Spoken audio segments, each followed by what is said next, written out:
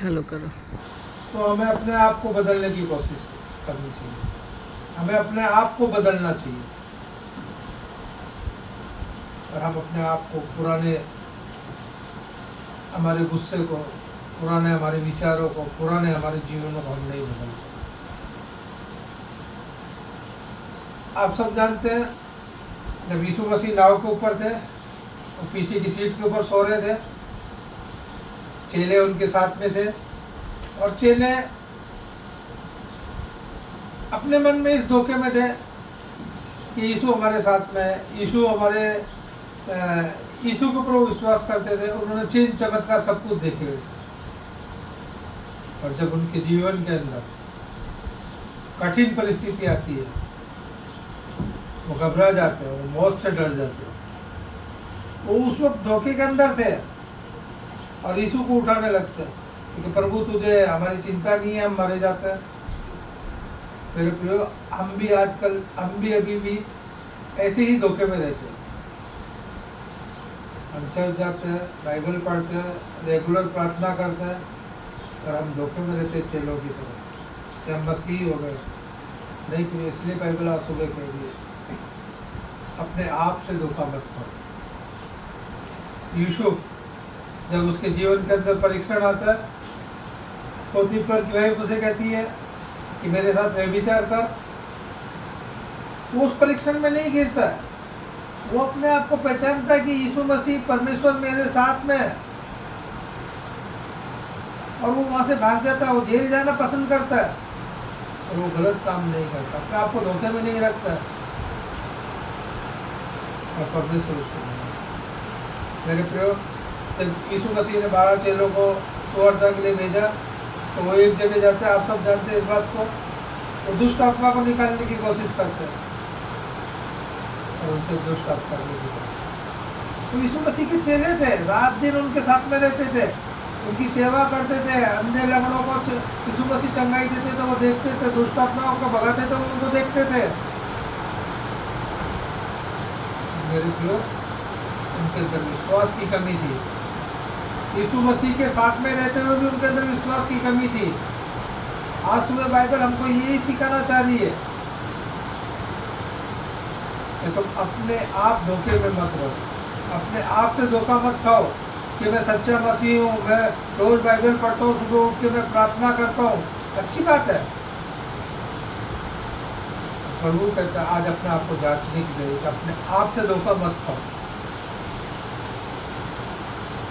ये चेले उस दुष्टात्मा को नहीं निकाल पाते। क्यों नहीं निकाल पाते? वो तो प्रभु यीशु मसीह के साथ में रहने वाले चेले थे, प्रभु यीशु मसीह ने उनको चुना हुआ, फिर भी प्रभु यीशु मसीह ने उनके लिए क्यों नहीं कार्य किया? क्योंकि वो अपने आप को धोखे में रखे हुए थे कि हम मसीह के चेले हैं। उनमें विश्वास नाम की चीज नहीं थी। जब आंधी तूफान आया, घबरा गए, मौत से डर गए। उनको सोचना चाहिए था कि जिस प्रभु ने अभी थोड़े टाइम पहले ही इतने लोगों को खिलाया है, इतने चिन्ह चमत्कार किए हैं, वो हमें बचाएगा। पर नहीं, उनका विश्वास नहीं था, डावाडोल हो गया। इसके लिए यीशु मसीह ने कहा, हे विश्वासी हो। मेरे प्रिय, आज की सुबह प्रभु कहता है धोखा मत खाओ, अपने आप से धोखा मत खाओ। हम अपने आप को धोखा देते, हम कहते हैं हमने अपना जीवन बदल लिया, पर हमारे विचार, वाणी, हमारा बर्ताव वही पुराना रहता है। प्रभु का कार्य बदली करने के लिए। दूसरी आज्ञा, परमेश्वर ठट्टों में नहीं उड़ाया जाता है।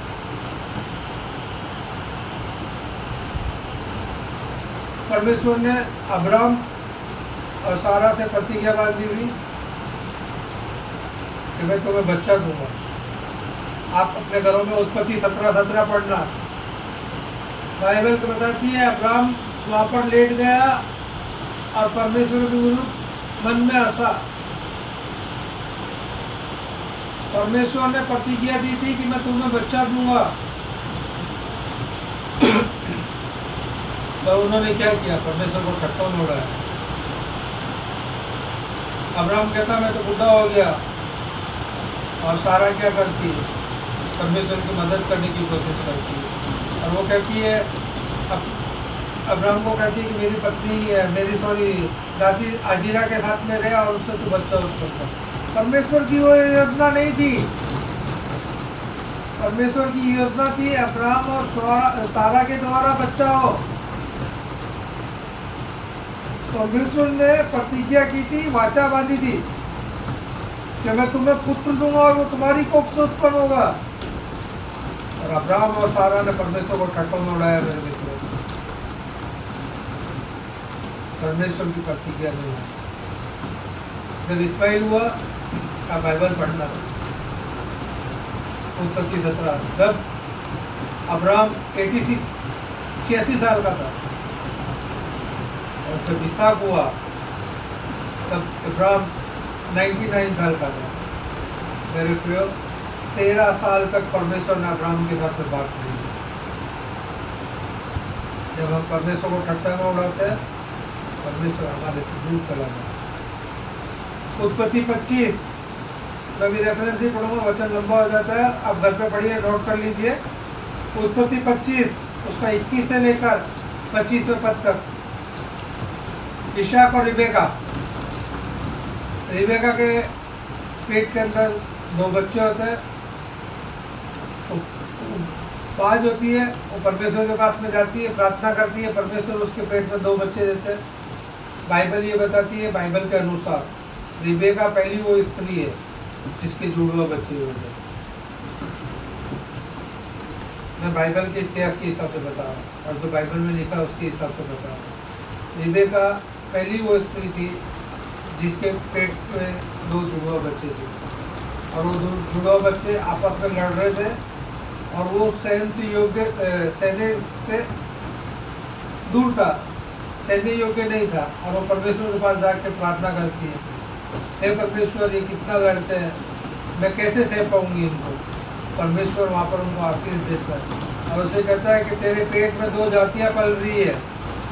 छोटी जाति छोटा बेटा, बड़ा बेटा छोटे बेटे के उसमें रहेगा, दिन में रहेगा, और मैं छोटे बेटे को और बड़े बेटों को दोनों को आशीष दूंगा। रिबेका और इशाक भी भूल जाते हैं परमेश्वर की प्रतिज्ञा। और जब इशाक बूढ़ा हो जाता है तो ईसाऊ को कहता है कि जा मेरे लिए बकरे का शिकार करके लेके आ, उसको मटन पका, मैं तुझे आशीष दूंगा। रिबेका सुन लेती है। रिबेका याकूब को ईसाऊ बनाकर उसके सामने प्रस्तुत करती है। वो उस परमेश्वर की प्रतिज्ञा को भूल जाती है। परमेश्वर ने कहा था मैं छोटे बेटे को वैसे भी आशीष दूंगा, उसके द्वारा जातियां उत्पन्न होएगी। परमेश्वर की प्रतिज्ञा को भूल जाती है और वो परमेश्वर को ठट्ठे में उड़ाती है। मेरे प्रियो, परमेश्वर ठट्ठे में उड़ाया नहीं जाता।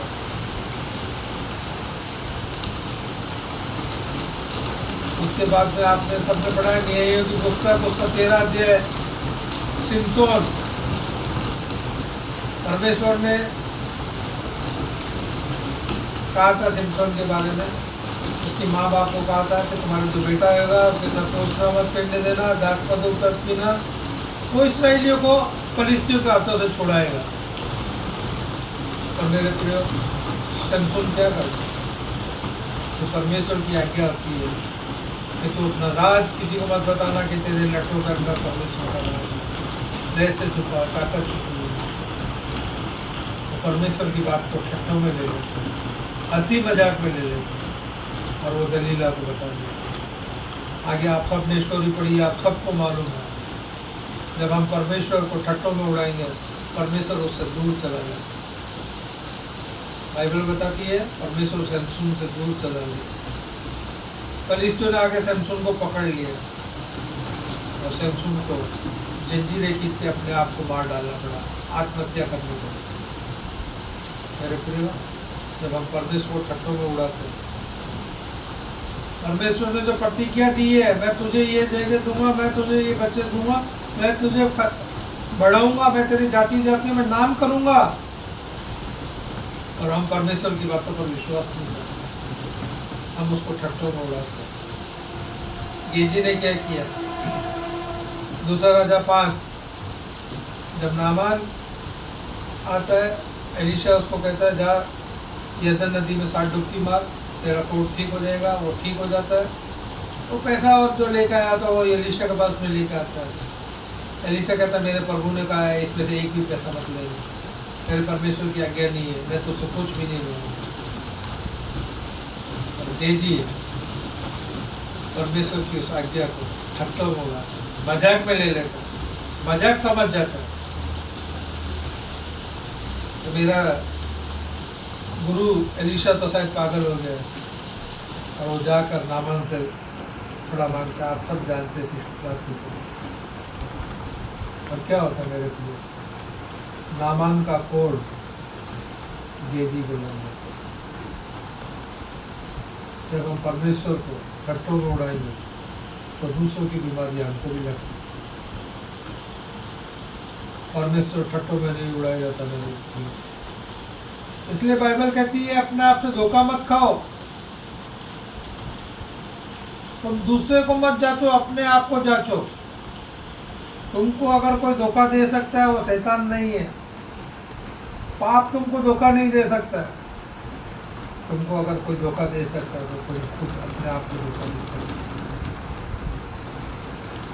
अपने आप से धोखा मत करो। परमेश्वर को ठट्टों में मत उड़ाओ। उसके नबियों ने परमेश्वर को ठट्टों में उड़ाया। फिर एक धोखे का और मेरे को याद आया, शमूएल, पहला शमूएल 5 जब आप पढ़ेंगे तो हन्ना की कोख परमेश्वर ने बंद कर दी थी। और जब हन्ना कहती है कि प्रभु तो मुझे पुत्र दे, उसको मैं तेरी सेवा के लिए करूँ, तो परमेश्वर उसकी विनती सुनता है और उसको पुत्र उत्पन्न होता है। जब वो छोटा था, बाइबल में नहीं लिखा पर मैं ये विचार करके आपको बता रहा हूँ। जब हन्ना ने उसको दूध पिलाया, उसने परमेश्वर के बारे में उसको बताया, हमारा परमेश्वर ऐसा है, परमेश्वर तू परमेश्वर का पुत्र है, तुझे परमेश्वर की सेवा करनी है। और उसने परमेश्वर के लिए सौंप भी दिया उसको।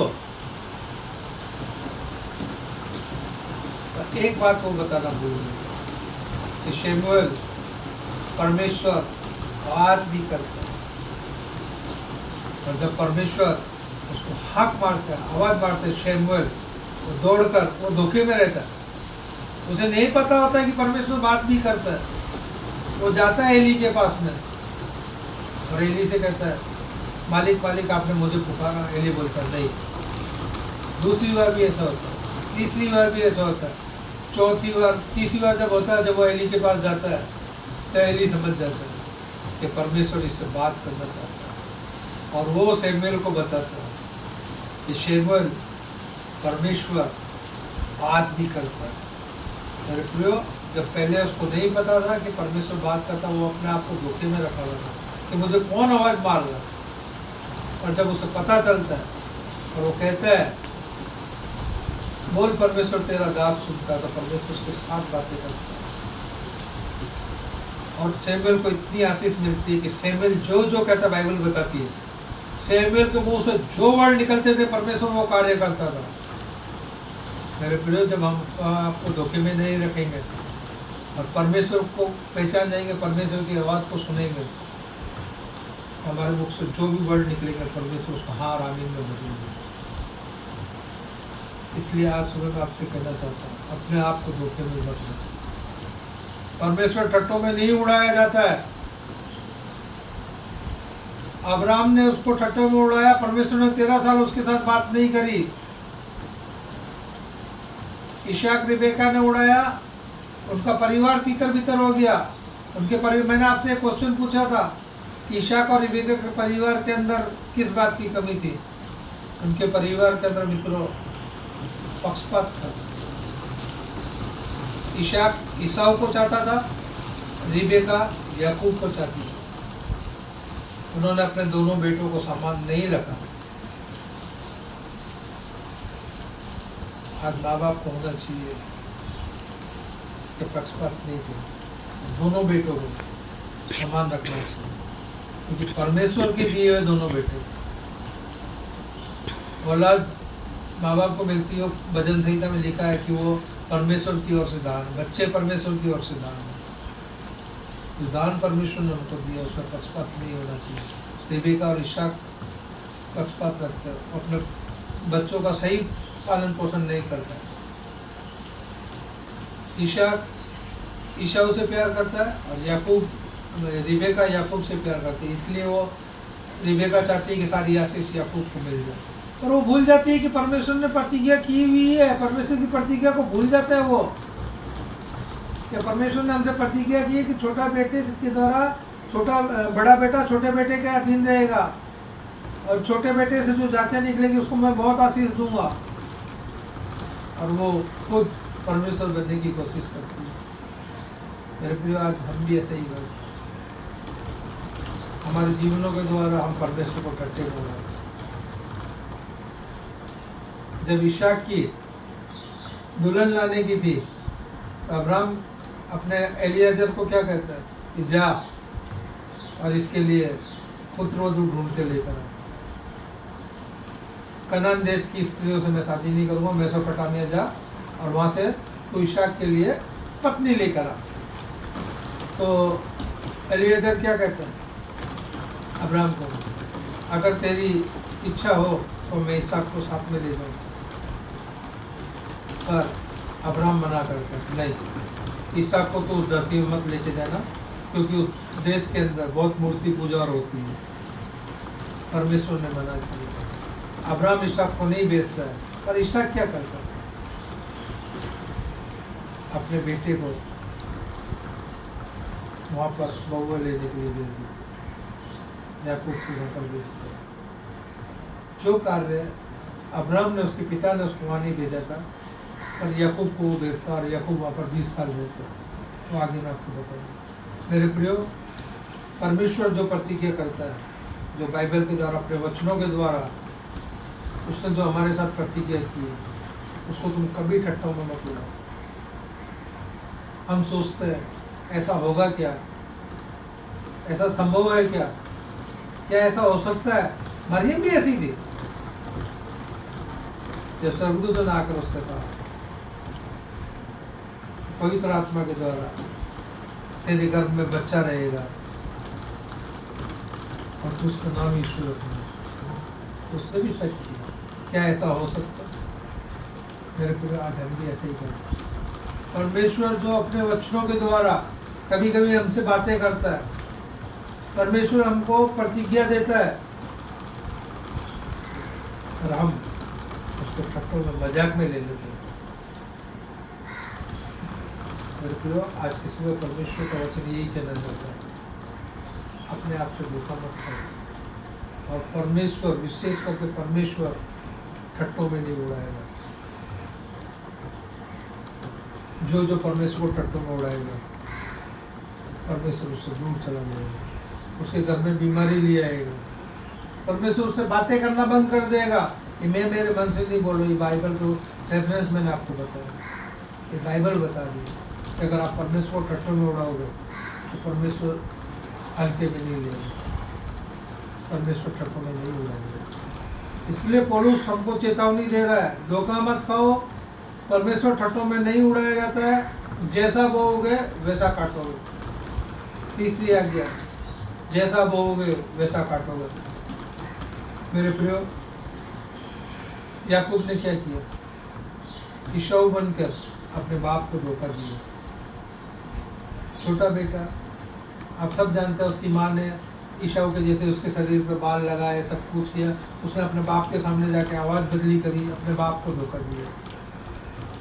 और उसके बाप ने जब उसको अपनी पत्नी लाने के लिए अपने साली के घर लाबान के पास में भेजा, तो वहाँ पर वो छोटी बेटी राहेल से प्यार करता है। और आप सब जानते क्या होता है, उसके मामा चालाकी से बड़ी बेटी के साथ में उसकी शादी करा देता है। यहाँ पर याकूब छोटा था, बड़ा बनकर अपने बाप को धोखा देता है। वहाँ पर उसको वैसे ही धोखा मिलता है, बड़ी बेटी छोटी बन जाती। मेरे प्रियो, जैसी करनी वैसी बन। इसके लिए बाइबल बोलती है, जैसा बोओगे वैसा काटोगे। याकूब ने अपने बाप को धोखा दिया, उसको वहाँ पर धोखा दिया। मैं नहीं कह रहा, बाइबल कहती है। आप इस धरती पर जैसा बोओगे आप स्वर्ग में वैसे ही काटोगे।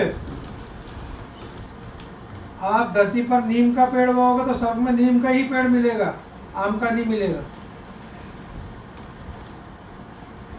याकूब ने अपने बाप को धोखा दिया, याकूब को आगे धोखा मिला। निर्गमन की पुस्तक में जब मूसा का जन्म होने वाला था, हम पढ़ते हैं फिरौन राजा आज्ञा दे देता है कि जितने पहलौठे हैं मिस्र इब्रानियों के, उनको सबको तुम मार डालो, सेनापति को। सेनापति सबको मार डालते और परमेश्वर मूसा को बचाता, आप सब जानते हैं। तो आज्ञा देता है कि अपने पहलौठों को मार डालो। फिरौन के साथ क्या, स्वर्गदूत आता है और उसके पहलौठे को, उसका जो पहला बच्चा होता है, उसका पहलौठा लड़का जो होता है, उसको मार डालो। जो हम इस धरती पर बोएंगे वही हमको धरती पर मिलेगा। फिरौन ने आज्ञा दी कि जितने पहलौठे इब्रानियों के, उन सबको मार डालो कि वो शासक ना बन सके। और परिणाम क्या निकलता, उसका ही पहलौठा स्वर्गदूत आकर मार देते। दाऊद राजा ने क्या किया, बेतशबा के साथ व्यभिचार किया और उसके पति उरिया को मरवा डाला। उसके साथ किया, उसकी लड़की का भी बलात्कार किया। और मेरे प्रियो, बाइबल बताती है उसके बेटे को भी तलवार से मार डाला। उसने जैसा बोया ऐसा काटा। इसलिए बाइबल बोल रही है आज सुबह, अपने आप को धोखा मत दो। परमेश्वर ठट्टों में नहीं उड़ाया जाता है। जैसा बोओगे वैसे ही काटोगे।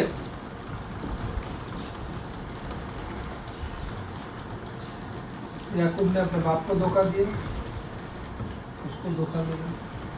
फिरौन ने पहलौठों को मार डाला, उसका पहलौठा मारा गया। दाऊद ने बेतशबा को बुलाकर उसके साथ में व्यभिचार किया, उसके पति को मार डाला। इसकी बेटी के साथ में बलात्कार हुआ, उसका बेटे को मारा। ऐसे बहुत से उदाहरण है मेरे प्रिय बाइबल के अंदर। बाइबल भरी पड़ी है। इसलिए आज सुबह परमेश्वर कहना चाहता है तो तुम मुझे ठट्टों में मत उड़ाओ, और जैसा तुम बोओगे इस धरती के ऊपर वैसा ही तुम काटोगे। आइए मेरे साथ में मती की पुस्तक, उसका छठा अध्याय। मती की पुस्तक, उसका छठा अध्याय।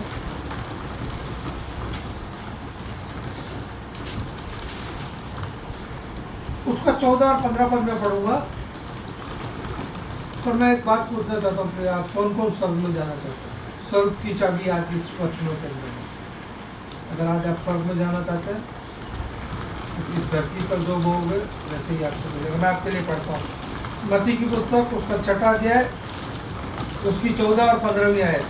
इसलिए यदि तुम मनुष्य के अपराध क्षमा करोगे तो तुम्हारा स्वर्गीय पिता भी तुम्हें क्षमा करेगा, और यदि तुम मनुष्य के अपराध क्षमा ना करोगे तो तुम्हारा पिता भी तुम्हारा अपराध क्षमा ना करेगा। मैं एक बार फिर से आपके लिए पढ़ता हूँ। इसलिए यदि तुम मनुष्य के अपराध क्षमा करोगे तो तुम्हारा स्वर्गीय पिता भी तुम्हें क्षमा करेगा। यदि तुम मनुष्य के अपराध क्षमा ना करोगे तो तुम्हारे पिता भी तुम्हारे अपराध क्षमा ना करेगा। ईश्वर भी जाने की चाबी है मेरे प्रिय। बाइबल लिखती है तो तुम अपने भाई, अपने बहन, अपने माता पिता, अपने चाचा चाची, अपने पड़ोसी, अपने मित्र, उनके अपराध को क्षमा करो। हम अपने इस दिल के अंदर बांध के रखें कि नहीं, उसने मेरे साथ में ऐसा किया, मैं उसको जिंदगी भर में कभी माफ नहीं करूंगा या माफ नहीं करूंगी। अगर आप इस धरती के ऊपर कार्य नहीं करेंगे, जैसा आप इस धरती के ऊपर बोओगे वैसे ही आप स्वर्ग के अंदर पाओगे। अगर आज आप अपने प्रियजनों के, अपने मित्रों के, अपने स्नेहीजनों के अपराध क्षमा कर दोगे, मैं नहीं, बाइबल कहती कि हमारा स्वर्गीय पिता हमारे अपराध भी स्वर्ग में माफ कर देंगे। अगर हम उनके अपराधों को क्षमा नहीं करेंगे, और अब जब हम स्वर्ग में जाएंगे तो हमारे अपराध कैसे क्षमा होंगे? और जब हमारे अपराध क्षमा नहीं होंगे तो हम स्वर्ग में कैसे रहेंगे? हमें नरक में ढकेल दिया जाएगा। आज बाइबल सुबह हमारे को बहुत अच्छे वचनों के द्वारा सिखाने की कोशिश करो।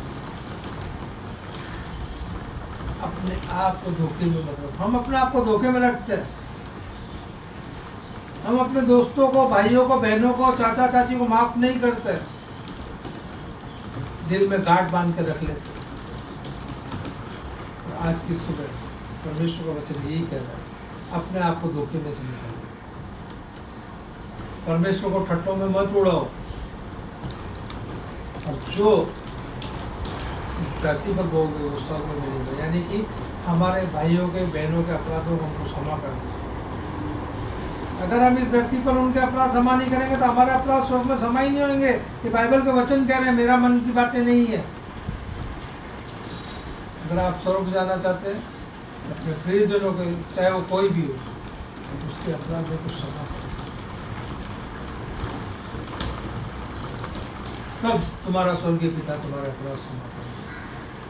मेरे प्रियो, अब मैं आपसे इतना ही कहना चाहता हूँ, अपने आप को धोखे में मत रखो, अपने आप को जांच लो। अपना पुराना स्वभाव, यीशु मसीह जब स्वर्ग में था तो वो राजाओं का राजा था, और जब वो पृथ्वी पर आया, मनुष्य बनकर आया, तो उसने अपने स्वभाव को बदली कर दिया। वो इतना नम्र हो गया, इतना दीन हो गया, उसने चेलों के पैर धोए। और जब वो किसी को चंगाई देता था तो वहाँ पर वही कहता था, बहन मैं कौन होता हूँ चुप करने वाला, तेरे विश्वास में तुझे चंगाई दी। तो जब आज हम किसी के लिए प्रार्थना करते हैं, उसको चंगाई मिलती है, हम सुनने लगते हैं, उछलने कूदने लगते हैं कि मैंने प्रार्थना करी थी, मैं आ जाता। आज हमारे स्वभाव को चेंज करने की जरूरत है। पुराना जो भी है, इसलिए बाइबल लिखती है कि पुरानी बातें बीत गई, अब से नई सृष्टि है। हमें अपने आप को नया बनाना है, हमें अपने आप को धोखे में नहीं रखना है, परमेश्वर को ठट्टों में नहीं उड़ाना है। और सबसे मेन और महत्वपूर्ण बात, जैसा इस धरती पर बोएंगे वैसा स्वर्ग में खाएंगे।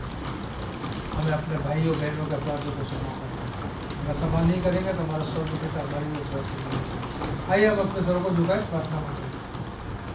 पिता परमेश्वर, धन्यवाद देता हूँ इस सुंदर वचनों के लिए प्रभु।